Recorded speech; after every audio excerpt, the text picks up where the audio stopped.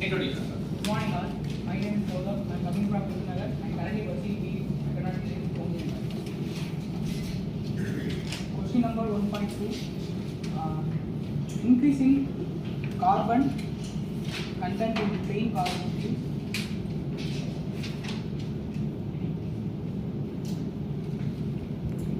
Increasing carbon content in plain carbon steel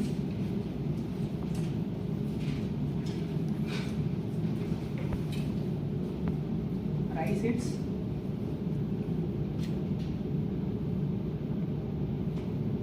options. A. Ductility and UTS. Option A. Ductility and UTS.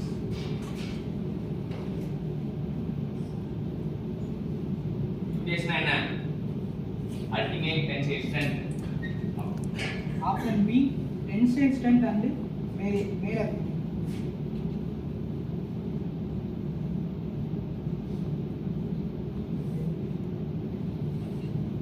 Option B. Tensile strength and malleability.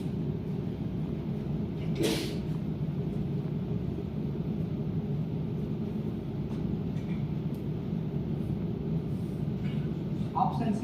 Tensile strength and hardness.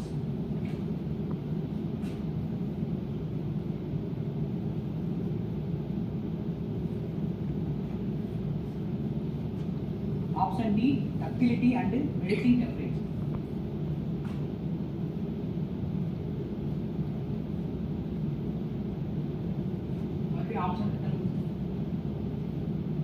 Option A. Ductility and UTS. Option B. Tensile strength and variability. Option C. Tensile strength and hardness. Option D. Ductility and melting temperature. இதான் குமுலேட்டிவா பார்க்க போறோம். எல்லாம் ஒரு answer பாருங்க.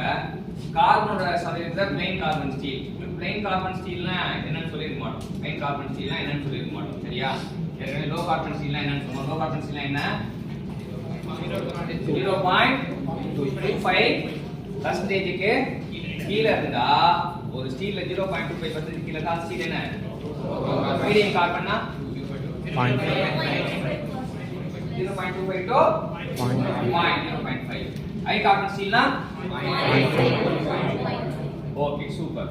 இப்ப plain carbon steel is medium carbon steel எவ்வளவு இருக்குன்னா நமக்கு 0.4% இருந்து 0.8% இருக்கும். 0.4% ஆஃப் இதுதான் வந்து plain carbon steel. அதாவது நம்ம 0.25 இருந்து 0.5 சொன்னல அத 0.4 தான் plain carbon steel ஓட அதுவும் தனித்துவம் வாய்ந்த ஸ்டீல் அப்படின்னு வெச்சுக்கலாம்.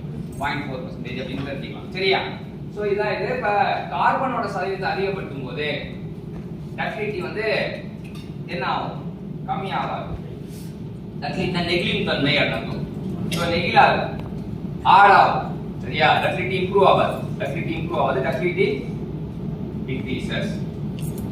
அதே போல டக்டிலிட்டி எவ்வளியோ வேலிபிலிட்டியும் அவ்வளிதான். டக்டிலிட்டினா என்ன?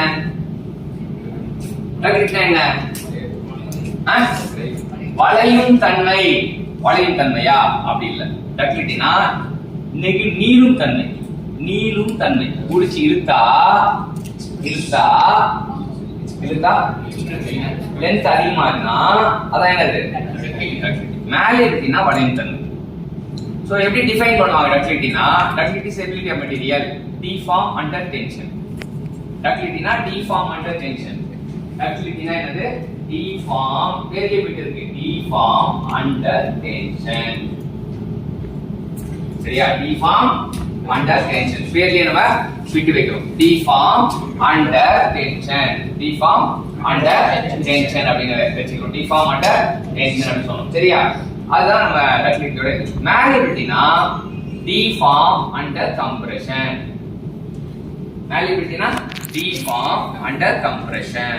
டக்டிலிட்டினா deform under tension, malleabilityனா deform under compression. அப்ப டக்டிலிட்டி எவ்வளியே malleability அவ்வளி. இப்ப டக்டிலிட்டி வந்து இம்ப்ரூவ் ஆகாது, குறையும். malleability குறையும். சரியா? கார்பன் இதுக்கு மெல்டிங் டெம்பரேச்சர் வந்து அதுவும் குறையும். ஹார்ட்னஸ் அதிகமாகும், டென்சைல் ஸ்ட்ரென்த் அதிகமாகும், அல்டிமேட் டென்சைல் ஸ்ட்ரென்த் அதிகமாகும். சோ வந்து நம்ம கொடுத்திருக்க ஆப்ஷன்ல பாக்கும்போது ஹார்ட்னஸ் அண்ட் டென்சைல் ஸ்ட்ரென்த் அதான் ஆன்சர். எந்த ஆப்ஷன்? Option C.